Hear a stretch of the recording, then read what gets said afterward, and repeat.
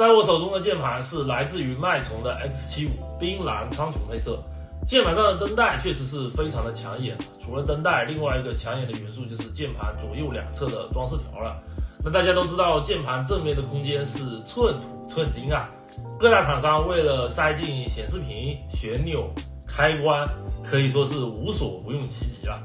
脉冲 X75的策略就非常的直接啊，既然正面没有空间，那我直接加空间不就得了吗？在键盘的两侧装饰条上就放置了开关、灯带、音量旋钮、2.4G 接收器、收纳仓这些常用的部件，都放在了触手可及的部位，取用非常的方便。那虽然键盘的整体体积是变大了，但是键盘的实用性也大大提升了。不过我对这把键盘有点个人的意见，那这个 2.4G 接收器收纳仓的盖子，它确实是铝合金的，这非常的棒。那不过我个人希望能像键帽一样增加一个触摸点，这样取用接收器的时候会更加的方便。音量旋钮是竖向的，相比横向的旋钮更需要螺纹来提升手感，并且这个旋钮也比较的松散，细节方面确实需要提升啊。输入体验方面，脉冲 X75采用了 Gatsby 结构，但是键盘的下限空间比较小，键盘内部的消音措施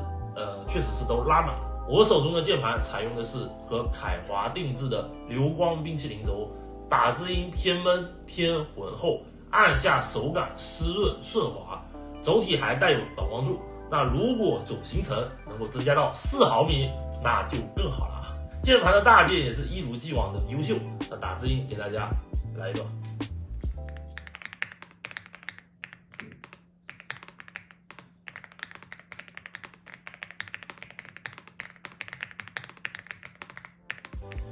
键盘的价格是399，在400元价位段里，它的外观是独特的，流光冰淇淋的手感是我个人非常喜欢的，拿来当做办公键盘，我个人认为从输入手感还有颜值来说都是非常好的选择。